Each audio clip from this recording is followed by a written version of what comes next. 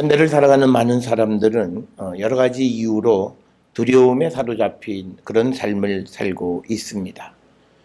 그래서 또 사람들은 이 두려움을 극복하기 위해서 어떤 이들은 자기 안에 있는 그 개인적인 악마와 손을 잡고 적절하게 두려움을 극복하고 있는 자들이 있는 반면에 성숙하지 못한 사람들은 연약함으로 인해서 누군가의 도움을 통해서 그 두려움을 이기는 것을 우리가 볼 수 있습니다. 우리가 쉽게 얘기해서 이 신혼 부부가 남편이 갑자기 신혼 초에 그 해외 장기 출장을 가게 되면 혼자 집에 있는 게 두려우니까 무슨 뭐 자기 친구나 또는 언니나 누구 가까운 사람을 불러다가 같이 집에 있는 그래서 밤에 두려움을 쫓아내려 하는 그런 모습들. 그것 역시도 우리가 두려움에 사로잡혀 있는 그 사람들의 단적인 모습이고, 그래서 두려움을 극복하기 위해서 어떤 이들은 누구의 도움이 필요하기도 하고 어떤 사람들은 또 자기 스스로 이기기도 하는데, 보통 우리가 그 심리학자들이 이야기할 때 두려움을 극복하는 가장 좋은 것은 모든 것이 잘 될 것이라고 하는 긍정적 사고를 갖는 것이 가장 중요하다라고 하는 겁니다. 그런데 이제 우리가 그냥 말로써 잘 될 거야, 잘 될 거야 라고 하는 것이 효력이 없는 것이, 그냥 차가 한번 덜컹 해버리면 그 모든 잘 될 거라고 했던 말은 싹 다 없어져 버리고 또다시 깊은 두려움이 그를 엄습하는 게 우리의 삶의 모습입니다. 그렇기 때문에 우리는 물론 긍정적으로 모든 것이 잘 될 거라고 하는 그런 사고, 생각을 갖는 건 중요하지만 그러나 그 근거가 명확한 것이어야 한다라고 하는 겁니다.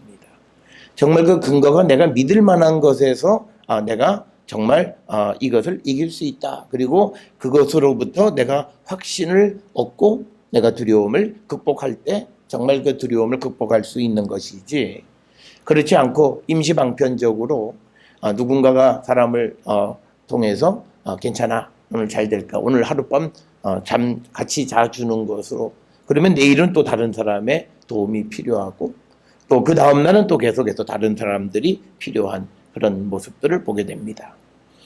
그렇다면 우리가 세상을 살아가는 데 있어서 근본적으로 이 두려움을 몰아낼 수 있는 그 근본적인 방법이 무엇일까라고 하는 것입니다. 그렇다면 이 대답을 얻기 위해서는 성경에서는 우리가 어떤 경우에 두려움을 얻게 되는가, 그거를 우리가 보시면 대답은 자연스럽게 나온다라고 하는 겁니다. 우리가 성경을 읽어보시면요, 제일 먼저 앞부분에 두려움에 떠는 인간의 모습이 등장해요. 그것은 에덴 동산에서의 아담입니다. 우리는 아담의 이야기 속에서 굉장히 교리적으로 하나님 말씀에 불순종해서 아담 쫓겨나는 자, 뭐 이렇게 우리가 교리적인 틀 속에서 성경을 접하니까 잘 보이지 않는 것들이 있는데, 하나님께서 만드신 인간이 처음으로 두려움에 떨어서 자기 자신을 숨기는 사건은 창세기 3장에서 이미 등장을 합니다. 그런데 그 두려움의 원인이 무엇일까를 살펴보면 그거는 하나님의 말씀을 듣지 않은 거예요. 그래서 성경 속에서는 누군가가 두려움 가운데 있다, 근데 요새 왜 밤에 두려운지 모르겠어요, 그러면 성경에서는 딱 하나예요. 무엇인가 내가 하나님에게 순종하지 않는 모습이 있다라고 하는 겁니다. 우리는 그렇게 아무도 생각하지 않아요. 그 이유는 성경에 우리에게 그런 모습을 보여주는 좋은 어떤 스토리가 있는데, 그 스토리에서 우리는 우리가 보고 싶은 것만 보기 때문에 다른 면을 보지 못하는 거죠. 그래서 하나님께서도 그 아담에게 왜 네가 숨느냐, 왜 두려워하느냐, 그런데 그것은 하나님의 말씀을 어긴 것을 자기가 하는 거예요.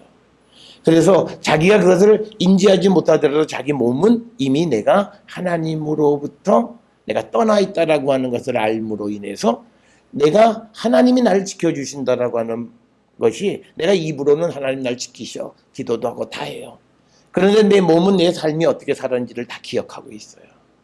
그러니까 내 몸은 아무리 기도를 해도 두려움이 가시지 않는 거예요. 왜? 내 삶이 이미 하나님을 떠나 있는 것을 너무나 잘 알고 있기 때문에 그렇습니다.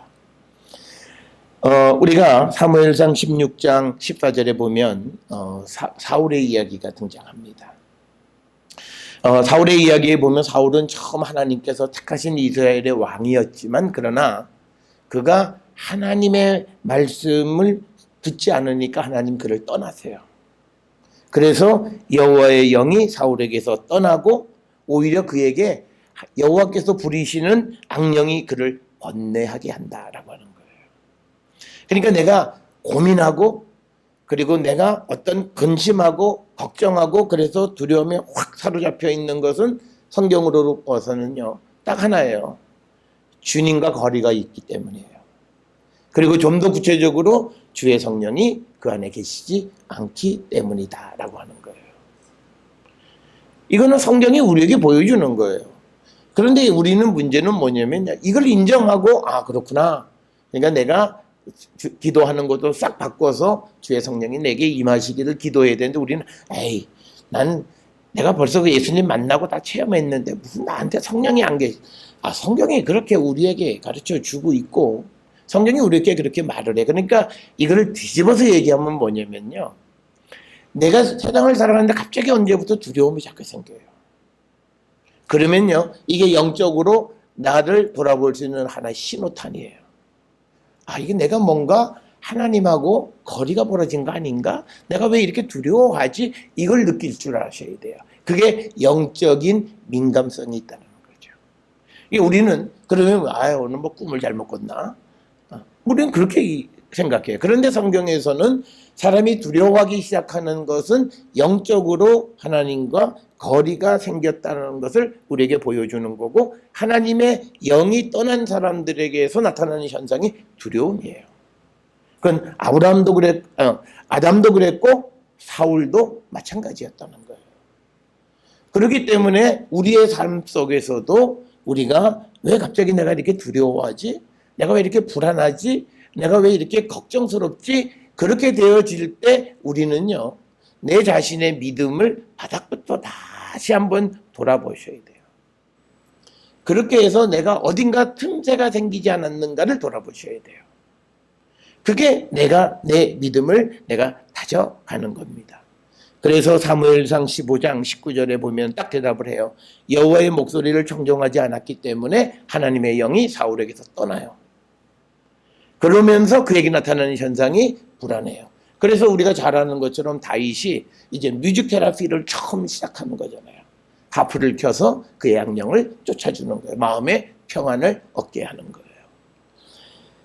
우리가 이 사건 그리고 창세기에 나와 있는 사건 그것을 통해서 우리가 느끼는 이 불안의 원인은 하나님을 떠나 있는 거예요.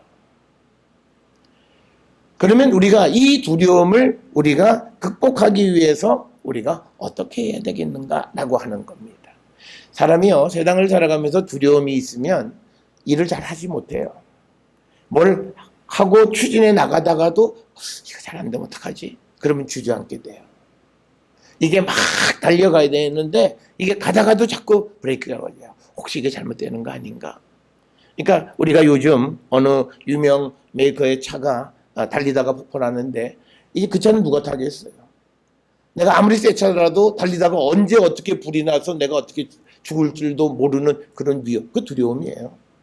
그러면 그 차를 가지고 있는 오너들은 전부 다 두려움 속에 있는 거예요. 그러니까 차를 이게 움직이기가 두려운 거예요. 그러니까 오죽하면 다른 주차장에서 그 차는 들어오지도 말라 이렇게 써붙이는 거예요. 그러니까 뭐냐면 그거는 사회적 패닉 현상에 빠지게 되는 거예요. 우리가 그런 두려움은 우리의 삶을 굉장히 제약하는 거예요. 그리고 믿음 안에서도 우리가 그 두려움을 갖게 되어지면 우리의 믿음은 적어도 발전적으로 나갈 수가 없다라고 하는 것을 우리는 꼭 기억을 하셔야 됩니다.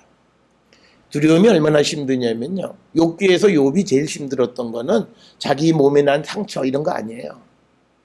그리고 자기가 뭐 어떻게 되어졌다 그런 것이 아니라 가장 크게 그 욥을 힘들게 했던 건 뭐냐면 사람들의 말이에요.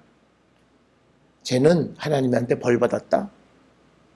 그래서 자기 인생에 대한 두려움을 갖게 하는 거예요. 그게 그 욥이 제일 견디기가 힘들었던 모습 중에 하나였다라고 하는 겁니다. 그러니까 우리가 두려움을 많이 겪는 사람들은 어떤 사람이냐면요, 귀가 얇은 사람들이에요. 세상의 말이 칵 이렇게 솔깃하는 거예요. 그러니까 내 마음속에 하나님 계시고 말씀 안에서 내가 내 중심을 지키고 살아가는 사람들은 별로 그렇게 두려움 안 느껴요.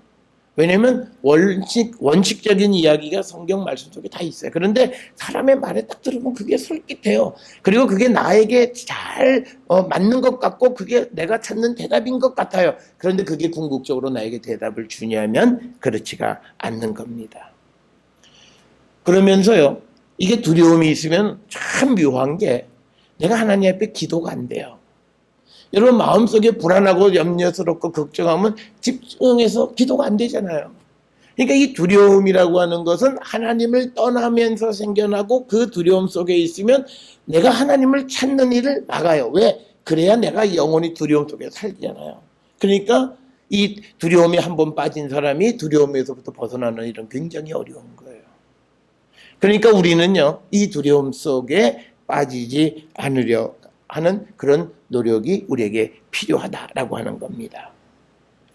그래서 우리가 이 두려움에 빠지지 않는 일을 우리가 해야 되는데 그 두려움에 빠지지 않는 것은 무엇보다도 하나님께 순종적인 삶을 사시는 거예요.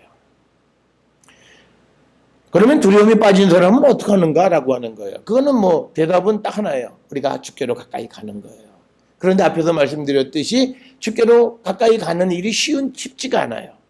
왜냐하면 두려움 자체가 우리가 하나님께로 가는 일을 막고 있기 때문이에요. 그럼에도 불구하고 우리가 주님에게로 가려고 하고 주님의 손을 잡아야 하고 주님을 우리가 찾아야 되는 거예요. 오늘 우리가 함께 읽은 이 마태복음 17장 1절부터 7절에 있는 말씀 속에서 보면 제자들이 예수님의 변모하시는 모습을 보고 두려워한 거죠. 벌벌 떤 거예요. 그랬을 때 예수께서 두려워하지 말라라고 말씀하시는데 오늘 우리가 함께 읽은 이 말씀 속에서 우리가 관심을 가져야 하는 말씀은요, 5절에 있는 말씀이에요. 그 말씀의 맨 마지막에 너희는 그의 말을 들으라 하시는지라. 그러니까 뭐냐면 하늘에서 소리가 나서 이제 말을 하면서 예수님 보고 예수님은 내 사랑하는 아들이고 내가 기뻐하는 자다. 그리고 옆에 있는 다른 제자들에게 너희는 그의 말을 들으라라는 거예요. 그러니까 제자들이 듣고 심히 두려워하는 거예요. 그랬더니 예수께서 나와 그들에게 손을 대시며 일어나 두려워하지 말라. 그럼 여기서 두려워하지 말라는 건 뭐냐면요, 앞으로 내가 하는 대로만 하면 돼. 그러니까 지금 제자들은 예수님이 하나님의 아들의 신성의 예수님의 아주 신비한 체험을 한 거예요. 그러니까 막 벌벌 떨고 두려워할 때 예수님이 그들에게서 일어나 두려워하지 말라는 것은요, 이제 너희들이 두려워할 게 아니라 이제부터는 너 하늘에서 하는 음성을 들었지 내 말, 그의 말을 들으라. 그러니까 앞으로 내가 너희들에게 주시는 그 말씀을 들으라. 그런데 그 말은 뭐냐면 이제 변화산에서 내려가신 다음에 예수님은 십자가의 길을 가시는 거예요. 고난의 길이에요.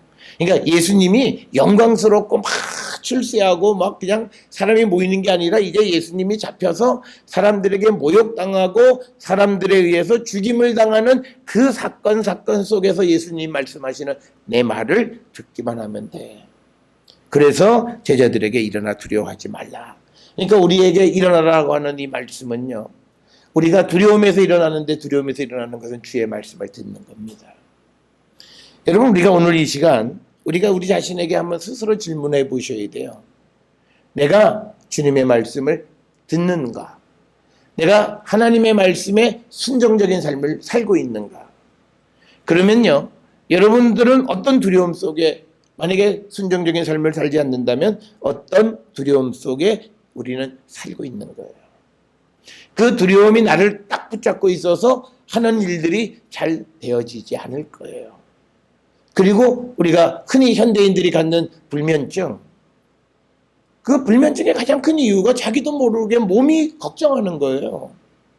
이게 저녁 시간이 되면 몸의 모든 신경이 안정을 취해야 되는데 그게 아니에요. 나는 자야지 하지만 몸이 걱정하는 거예요. 왜? 몸이 하나님을 떠난 것을 알고 내가 몸이 나를 하루 동안 어떻게 살았는지를 이미 아는 게 몸이 잠을 못 자는 거예요.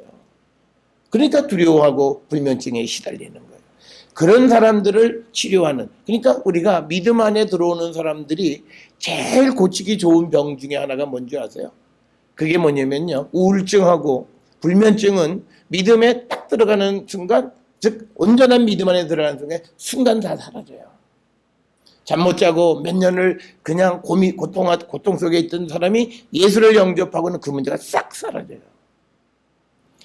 내 몸이 이제는 길을 찾은 거예요. 그러니까 하나님께서 우리에게 안식도 주시는 거예요. 그래서 여러분, 우리가 내가 순종적인 삶을 살고 있는가를 돌아보세요. 그래서 우리는 내 삶을 내가 하나님과 어떤 관계 속에 살고 있는가를 알 수 있는 신호는 얼마든지 있어요. 그러니까 내가 두려움 속에 있는가, 또 내가 불면증에 시달리는가, 내가 괜히 우울하고, 아니 주님이 내 안에 계시는데 우울할 이유가 없잖아요. 그런데 우울해요. 그러면 그거는 내 안에 주님이 안 계신 거예요. 그럼에도 불구하고 우리는 뭐냐면 그래도 주님 계시다고 자꾸 우기니까 문제가 해결이 안 돼요. 그걸 인정하고 다시 신앙을 시작하면 돼요. 다시 주님을 만나고 내 안에 주님이 살아계시기를 원하고 내가 주님의 말씀에 순종하는 삶을 살아가는.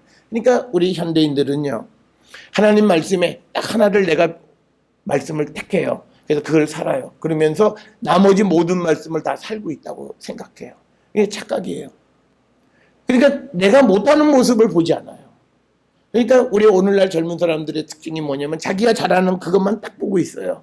그래서 이것만 하면 인생에 성공할 것 같아요. 근데 부모들은 넓게 보고, 야, 너 다른 것도 해야 되고 다른 것도 해야 된다 그러는 거예요. 거기서부터 의견의 차이가 생겨나는 거예요. 그러니까 자기가 하나 잘하면 다 잘하는 줄 알아요. 그런데 우리가 인간이 하나님 앞에 겸손한 것은 나의 부족함이 있다는 것을 인정하는 것으로부터 우리가 하나님의 도움을 구하게 되는 거고, 그래서 우리가 하나님에게 순종적인 삶을 살아가는, 그렇게 살아갈 때요, 내가 부족하고 내가 가진 것이 없고 내가 능력이 없어도 두렵지 않아요. 그러니까 오늘날 같은 시대에 믿음 있는 청년들은요, 무슨 M4 시대를 산다고 해서 두려워하지 않아요. 왜? 자신의 삶이 하나님께 맡겨져 있기 때문에. 그러니까 내가 걱정할 거 아니에요. 내 인생의 길에 내가 하나님만을 따라가면 하나님은 내 인생의 길을 이끌어 가시는 거예요. 그게 두려움이 없어요. 그런데 그 사실을 깨닫지 못하는 사람들은 밖에서 보면서 굉장히 염려하고 근심하고 걱정해요.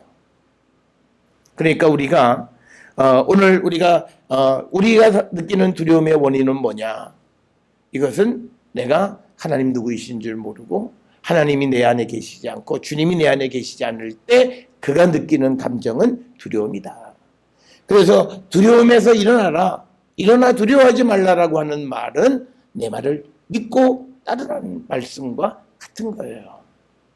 그러니까 우리가 갖고 있는 여러 가지 개인적인 어떤 그런 병리 현상, 또 사회적인 병리 현상, 이걸 돌아놓고 보면요, 내가 믿음 생활만 잘했어도, 그러니까 우리 대한민국이 기독교가 와서 150여 년 동안에 기독교가 본연의 역할만 잘했어도 이 사회는 이렇게 안 됐을 거예요. 오늘 같은 그런 문제들이 발생하지 않았을 거예요. 똑같이 내 개인도 내가 1년을 믿었던 또는 10년을 믿었던 몇 대를 믿는 가정이든 믿음의 삶을 바르게 가져왔더라면 지금 내가 겪는 병리 현상은 겪지 않았을 거라는 거예요. 그런데 우리의 가장 큰 문제는 하나님에게 순종하지 않는 데 있다라고 하는 거예요. 그러니까 세상이 두려워요. 미래가 불확실해요. 아니, 주님이 우리와 함께 하시는데 왜 미래가 불확실합니까? 왜 두려워합니까?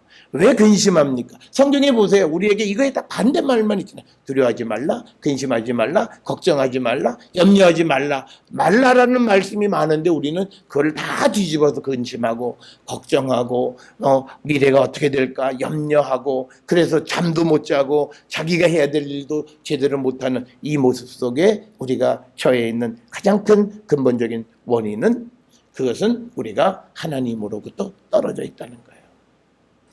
그래서 시편 34편 4절에 내가 여호와께 간구하며 내게 응답하시고 내 모든 두려움에서 나를 건지셨다. 그러니까 뭐예요? 주께로 가는 거예요. 우리가 주님에게로 간다는 건 주님에게 도와달라는 거예요. 그래서 우리가 주님에게로 가면 주님은 우리의 모든 문제를 해결해 주세요. 그러니까 우리가 심플하게 주께로 가면 내 문제 해결해 주시는 분이에요. 그런데 그것이 내가 원하는 대로 해결하지는 않으세요. 하나님이 원하시는 방법이 있어요. 나는 이걸 꼭 갖고 싶어요. 그런데 하나님 봤을 때는 너가 지금 그걸 가지고 넌 안 돼. 그러면 안 주세요. 그게 하나님이 해결하시는 방법이에요. 그런데 그거를 우리는 인생이 좀 지나놓으면 알아요. 아, 그랬구나. 그때 그렇게 됐더라면 내 인생이 더 어려워졌을 거다. 참 그때 일이 안 된 게 너무너무 다행스럽다라고 하는 거예요. 여러분, 우리가 그런 사실에 대해서는 우리가 이 아브람과 롯의 이야기를 보세요. 롯이 그냥 하나님의 동산과 같이 아주 비옥한 땅에 나 저기 가서 살래요. 그런데 지금 선택할 때는 좋았어요. 그런데 그 땅에 하나님의 심판이 예비되어 있어요. 그러니까 우리가 저 회사 예를 들어서 우리나라의 최고의 기업이 저 회사 2년 후에 망해. 그럼 그 회사 가겠어요? 아무도 안 가요. 그러니까 우리는 당장 눈앞에 있는 걸 덥석 잡는. 그러니까 하나님은 우리가 원하더라도 이 모든 것이 되어지는 것을 아시기 때문에 미리 우리를 막아요. 그러면 막힘을 당한 사람은 되게 섭섭해요. 하나님 그것도 하나 안 해주시고, 그러다가 일이 진행돼서 일이 벌어지고 난 다음에 그게 하나님이셨구나. 그때 아는 거예요. 그런데 이게 믿음이 이제 점점 이게 장성해진다라고 하면 그때 일이 막히면 여기에 무슨 하나님의 뜻이 있겠지 하고 그 막혀지는 현상에 내가 순종하는 거예요. 이걸 어떻게든지 극복해보고 돌파해야 되겠다고 해서 막 하는 게 아니라 막혀진 현실 속에서 내가 하나님을 찾는 거예요. 그러면 그것이 나를 절망하게 하고 그것이 나를 괴롭게 하고 하는 것이 아니라 오히려 그 막혀있는 상황 속에서 새로운 희망을 보게 돼요. 그러니까 두려움이 없는 거예요. 그래서 인생의 패배자라는 생각을 전혀 갖지 않게 된다는 거죠. 그래서 시편 34편 4절에 여호와께 간구하며 내게 응답하시고 내 모든 두려움에서 나를 건지셨다라고 하는 거예요. 오늘 우리가 믿음의 삶을 살아가면서 우리는 늘 두려워해요. 우리가 당장 아주 간단한 건 뭐냐면요. 두려워하는 게 있어요. 내가 아침에 일찍 못 일어나면 어떡하지? 이게 두려워하는 거예요. 걱정하는 거예요.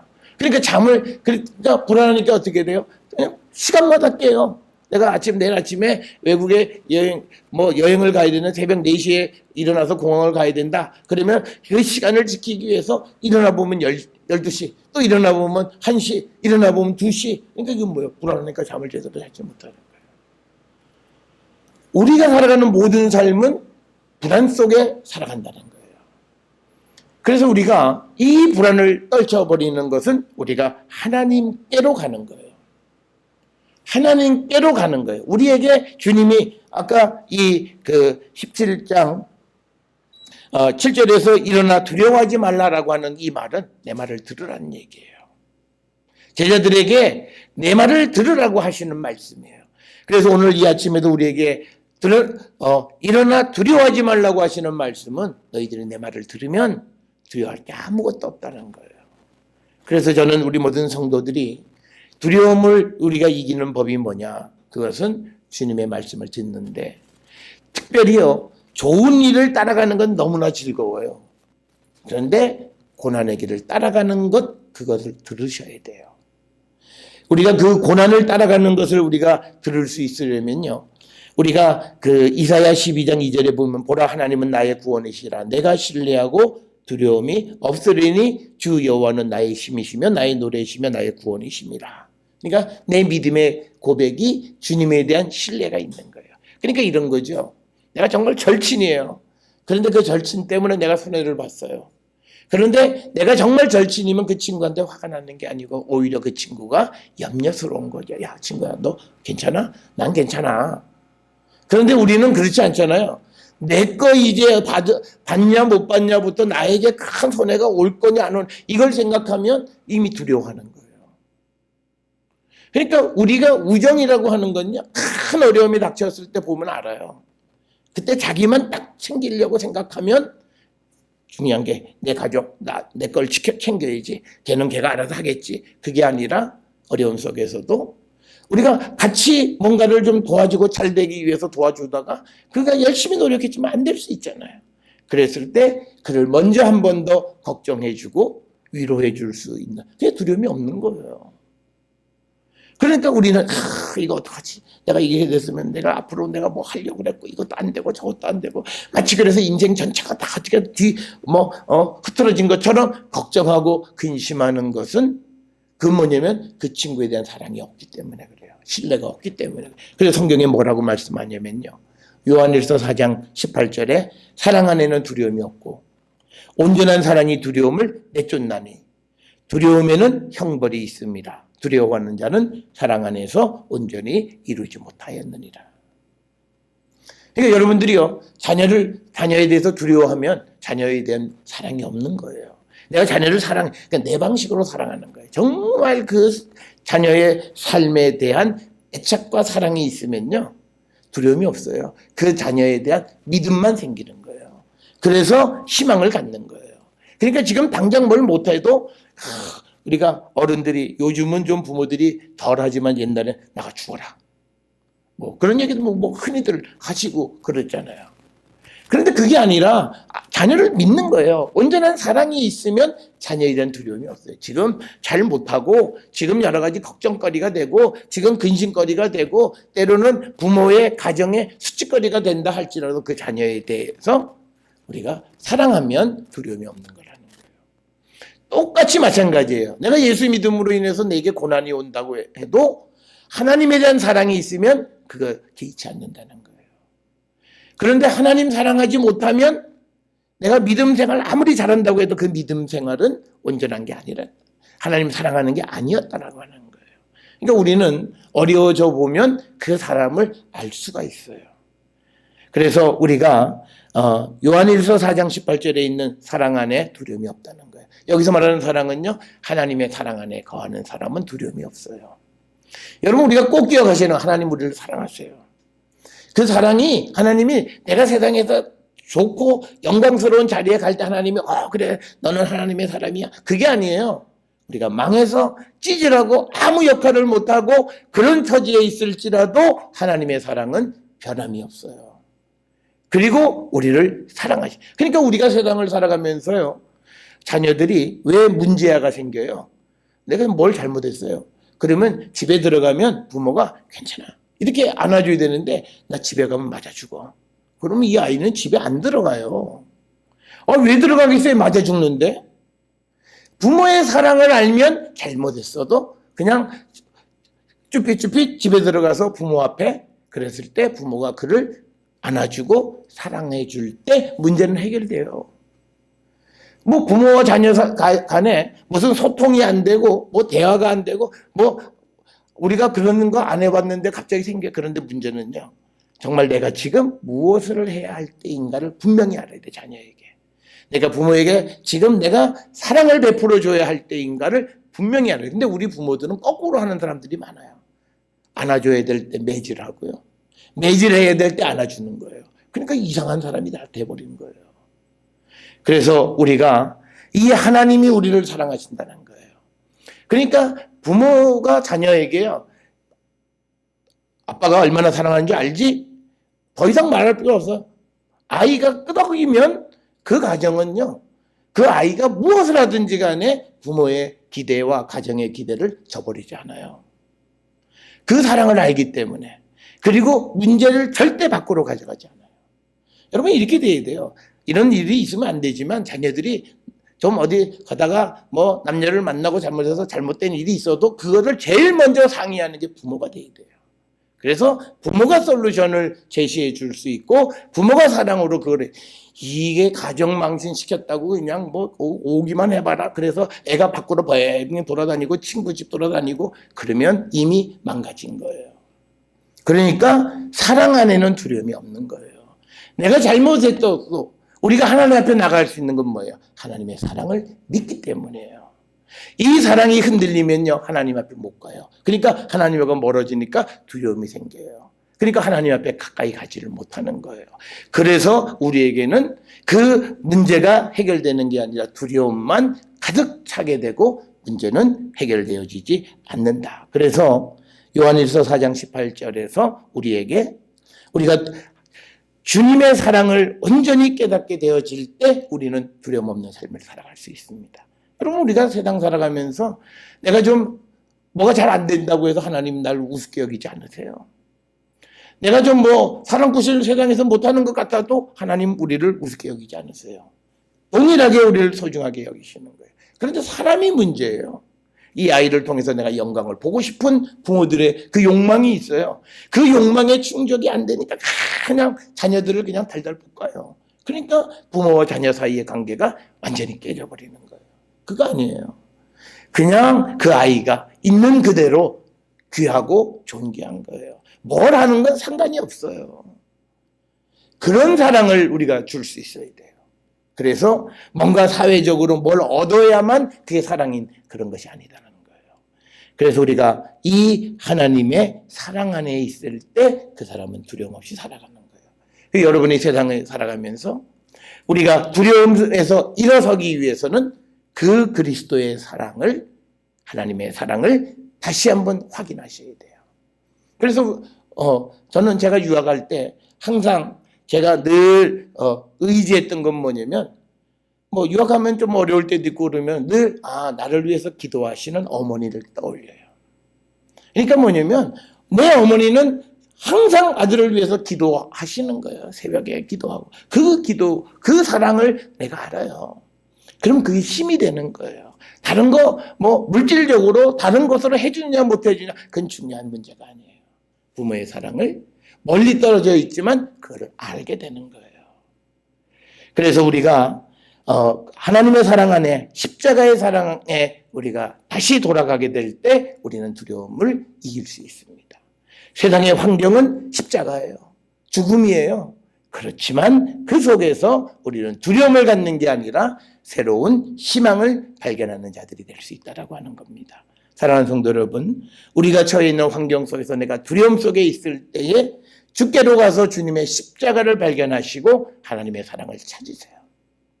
하나님 나를 얼마나 귀하게 여기셨고 지금까지 나를 세우시고 앞으로도 나를 인도하실 것인가에 대한 확신을 가지세요.